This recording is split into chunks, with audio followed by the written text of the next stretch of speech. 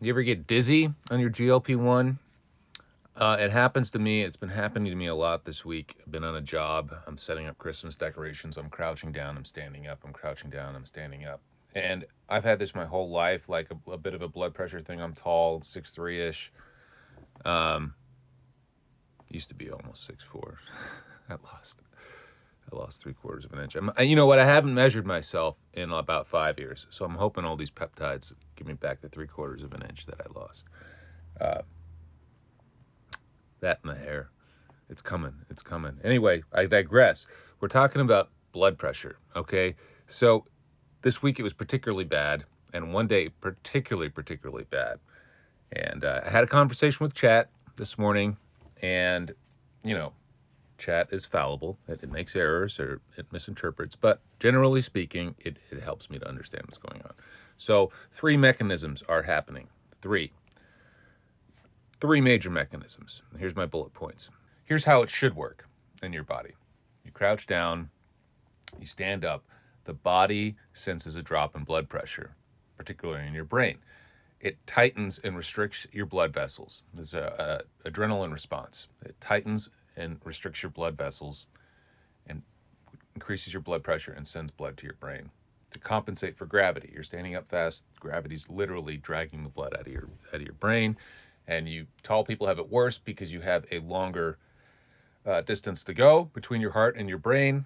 You have long legs that trap and pull the blood, and that's what's going on with me and my body. GLP-1 and GIP, which are in tirzepatide or in retatrutide, blunt your response, your adrenaline response. They blunt how fast your body reacts to this. They're basically like calming your system down. So when the body needs that adrenaline response, it's not happening as fast. When my body senses the blood pressure has dropped and it's saying, get it up there, it's not happening so fast. So I stand up and I'm like, whoa, the lights start to dim. 2, glucagon, which is in Reta, is a vasodilator. Vasodilator means it's opening up your blood vessels. Caffeine is a vasorestrictor, and it says it basically has a little bit of vasodilation, but it's more of a vasorestrictor.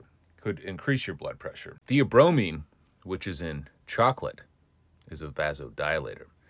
2 days ago, I had a particularly bad session of these dizzy spells over and over, to one where I thought, I'm about to fall. And I had chocolate in my coffee that morning. And I used to love chocolate in my coffee in the morning. Just good for my system, vasodilator, blah, blah, blah. Theobromine relaxes you more. It's a slow energy pulse. But I got to tell you what, all day I was like, oh, I'm in trouble. Like something's going on.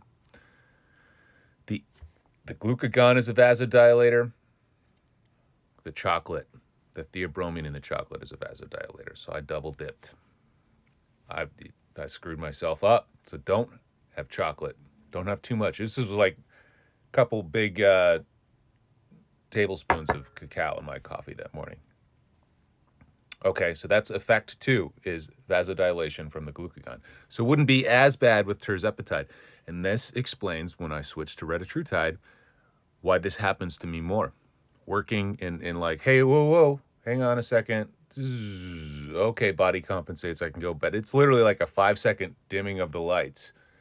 It's scary. And you know, initially I thought it was more of like a blood sugar thing, but it's more of a blood pressure thing. Okay. And then 3, let's see if we can do this. Just lower intake of sodium and fluids. You're not drinking as much. You're not eating as much. You're not getting as much sodium. You're not getting as much fluid. So your systemic volume, you're more dehydrated, basically. You have less water in your system, less pressure. Those 3 things add up to dizzy spells. And that's the end of the video. So what is the takeaway? More salt, more fluid, maybe more food. You know, I tend to like intermittent fasting, even with the GLPs. It's working. Trimming it down, broke my stall, but I ramped it all up, you know. So More fluids, more sodium, no chocolate. Caffeine's okay to a degree, but it also can cause you to urinate and drop your fluids. Yesterday, I had electrolytes and water, and I kept drinking, and I kept peeing it out. My body was self-regulating back to whatever, and I still had a few dizzy spells yesterday, but not nearly as bad. This job's almost over, this phase of this, and then I can relax for Thanksgiving and load up on my sodium.